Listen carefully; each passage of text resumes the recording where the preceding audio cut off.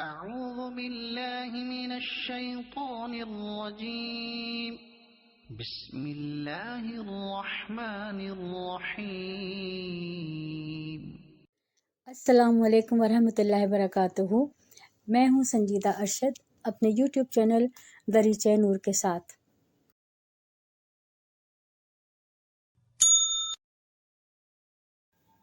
بادشاہ کا مزاج اچھا تھا۔ وہ نوجوان وزیر کی طرف مڑا اور مسکرا کر پوچھا، تمہاری زندگی کی سب سے بڑی خواہش کیا ہے؟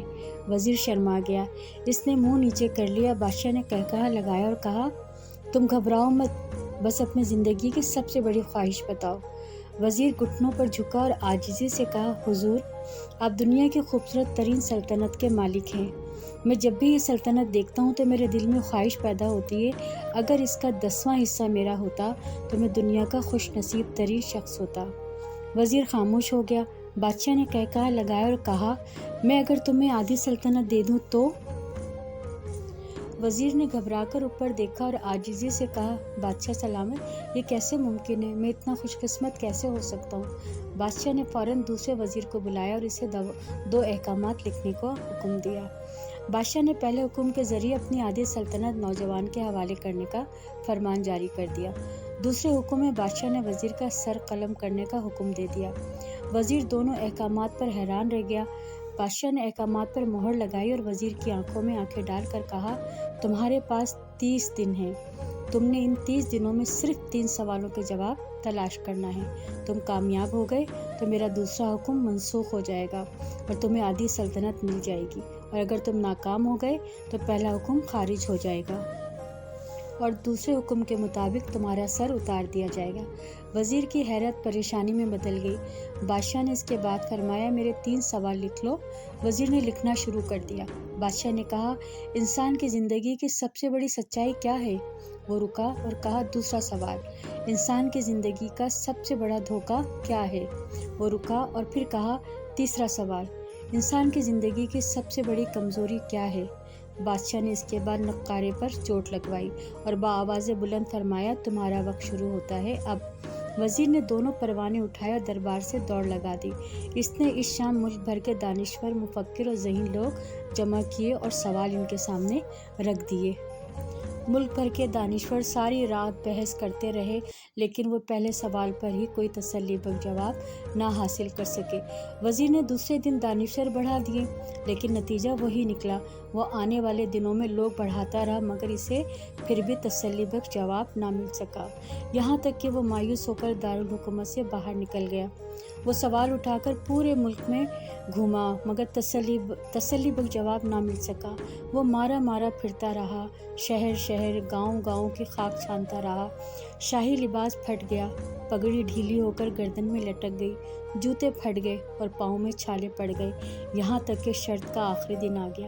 اگلے دن اس نے دربار میں پیش ہونا تھا۔ وزیر کو یقین یہ دلانا تھا کہ اس کی زندگی کا یہ آخری دن ہے۔ کل اس کا سر قلم کر دیا جائے گا اور جسم شہر کے مرکزی پل پر لٹکا دیا جائے گا۔ وہ مایوسی کے عالم میں دارالحکومت کی کچی آبادی میں پہنچ گیا۔ آبادی کے سرے پر ایک فقیر کی جھوپڑی تھی۔ وہ گرتا پڑتا اس کٹیا تک پہنچ گیا۔ فقیر سوکھی روٹی پانی میں ڈبو کر کھا رہا تھا، ساتھ ہی دودھ کا پیالہ رکھا تھا اور فقیر کا کتا شڑاپ شڑاپ کی آوازوں کے ساتھ دودھ پی رہا تھا۔ فقیر نے وزیر کی حالت دیکھی، قہقہہ لگایا اور کہا، جناب علی، آپ صحیح جگہ پہنچے ہیں، آپ کے 3 سوالوں کے جواب میرے پاس ہیں۔ وزیر نے حیرت سے اس کی طرف دیکھا اور پوچھا، آپ نے کیسے اندازہ لگا لیا میں کون ہوں؟ میرا مسئلہ کیا ہے؟ فقیر نے سوکھی روٹی کے ٹکڑے چھابے میں رکھے مسکرایا، اپنا بوریا اٹھایا اور وزیر سے کہا، یہ دیکھیے، آپ کو بات سمجھ آ جائے گی۔ وزیر نے جھک کر دیکھا، بوریے کے نیچے شاہی خلعت بچھی تھی۔ یہ وہ لباس تھا جو بادشاہ نے اپنے قریب ترین وزراء کو عنایت کرتا تھا۔ فقیر نے کہا، جناب علی، میں بھی سلطنت کا وزیر ہوں۔ میں نے بھی ایک بار آپ کی طرح بادشاہ سے شرط لگانے کی غلطی کر لی تھی، نتیجہ آپ خود دیکھ لیجیے۔ فقیر نے اس کے بعد سوکھی روٹی کا ٹکڑا اٹھایا اور دوبارہ پانی میں ڈبو کر کھانے لگا۔ وزیر نے دکھی دل سے پوچھا، کیا آپ نے بھی جواب تلاش نہیں کر سکے تھے؟ فقیر نے کہکہا لگایا اور جواب دیا، میرا معاملہ آپ سے مختلف تھا، میں نے جواب ڈھونڈ لیے تھے، میں نے بادشاہ کو جواب بتائے، آدھی سلطنت کا پروانہ پھاڑا، بادشاہ کو سلام کیا اور اس کی کٹیا میں آ کر بیٹھ گیا۔ میں اور میرا کتا دونوں مطمئن زندگی گزار رہے ہیں۔ وزیر کی حیرت بڑھ گئی، لیکن یہ سابق وزیر کی حماقت کے تجزیے کا وقت نہیں تھا، جواب معلوم کرنے کی گھڑی تھی۔ چنانچہ وزیر فریادی بن گیا اور اس نے فقیر سے پوچھا، کیا آپ مجھے سوالوں کے جواب دے سکتے ہیں؟ فقیر نے ہاں میں گردن ہلا کر جواب دیا، میں پہلے 2 سوالوں کا جواب مفت دوں گا، لیکن تیسرے جواب کے لیے تمہیں قیمت ادا کرنی ہوگی۔ وزیر کے پاس شرط ماننے کے سوا کوئی چارہ نہیں تھا، اس نے فوراً ہاں میں گردن ہلا دی۔ فقیر نے کہا، دنیا کی سب سے بڑی سچائی موت ہے، انسان کوئی بھی ہو، کچھ بھی ہو، وہ اس سچائی سے نہیں بچ سکتا۔ وہ رکا اور پھر کہا، انسان کی زندگی کا سب سے بڑا دھوکہ زندگی ہے، ہم میں سے ہر شخص زندگی کو دائمی سمجھ کر اس کے دھوکے میں آ جاتا ہے۔ فقیر کے دونوں جواب ناقابل تردید تھے۔ وزیر سرشار ہو گیا، اس نے اب تیسرے جواب کے لیے فقیر سے شرط پوچھی۔ فقیر نے کہکہا لگایا، کتے کے سامنے سے دودھ کا پیالہ اٹھایا اور وزیر کے ہاتھ میں دیا اور کہا، میں آپ کو تیسرے سوال کا جواب اس وقت تک نہیں دوں گا جب تک آپ یہ دودھ نہیں پی لیتے۔ وزیر کے ماتھے پر پسینہ آ گیا، اس نے نفرت سے پیالہ زمین پر رکھ دیا، وہ کسی قیمت پر کتے کا جھوٹا دودھ نہیں پینا چاہتا تھا۔ فقیر نے کندھے اچکائے اور کہا، تمہارے پاس اب 2 راستے ہیں، تم انکار کر دو اور شاہی جلاد کل تمہارا سر قلم کر دے گا، پھر تم یہ آدھا پاؤ دودھ پی جاؤ اور تمہاری جان بھی بچ جائے گی، تم آدھی سلطنت کے مالک بھی بن جاؤ گے، فیصلہ بہرحال تم نے کرنا ہے۔ وزیر الجھن میں پھنس گیا، ایک طرف زندگی اور آدھی سلطنت تھی اور دوسری طرف کتے کا جھوٹا دودھ تھا۔ وہ سوچتا رہا یہاں تک کہ جان اور مال جیت گیا اور عزت نفس ہار گئی۔ وزیر نے پیالہ اٹھایا اور ایک ہی سانس میں دودھ پی گیا۔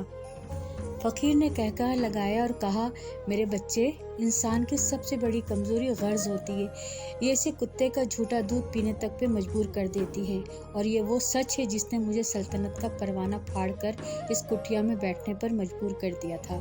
میں جان گیا تھا میں جو زندگی کے دھوکے میں آؤں گا، میں موت کی سچائی کو فراموش کرتا جاؤں گا، اور میں موت کو جتنا فراموش کرتا رہوں گا، میں اتنا ہی غرض کی دلدل میں دھنستا جاؤں گا، اور مجھے روز اس دلدل میں سانس لینے کے لیے غرض کا غلیظ دودھ پینا پڑے گا۔ لہٰذا میرا مشورہ ہے، زندگی کی ان تینوں حقیقتوں کو جان لو، تمہاری زندگی اچھی گزرے گی۔ وزیر شرمندگی اور خود ترسی کا تحفہ لے کر فقیر کی کٹیا سے باہر نکلا اور محل کی طرف چل پڑا۔ وہ جوں محل کے قریب پہنچ رہا تھا، اس کے احساس شرمندگی میں اضافہ ہو رہا تھا، اس کے اندر ذلت کا احساس بڑھ رہا تھا۔ وہ اس احساس کے ساتھ محل کے دروازے پر پہنچا، اس کے سینے میں خوفناک ٹیس اٹھی، وہ گھوڑے سے گرا، لمبی ہچکی لی اور اس کی روح قفس سری سے پرواز کر گئی۔ ہمیں کسی دن کسی ٹھنڈی جگہ پر بیٹھ کر زندگی کے ان بنیادی سوالوں پر ضرور غور کرنا چاہیے۔ ہمیں یہ سوچنا چاہیے کہ ہم لوگ کہیں زندگی کے دھوکے میں آ کر غرض کے پیچھے تو نہیں بھاگ رہے، ہم لوگ کہیں موت کو فراموش تو نہیں کر بیٹھے، ہم کہیں اس کہانی کے وزیر تو نہیں بن گئے۔ مجھے یقین ہے کہ ہم لوگوں نے جس دن یہ سوچ لیا، اس دن ہم غرض کے ان غلیظ پیالوں سے بالاتر ہو جائیں گے۔ پھر کرو۔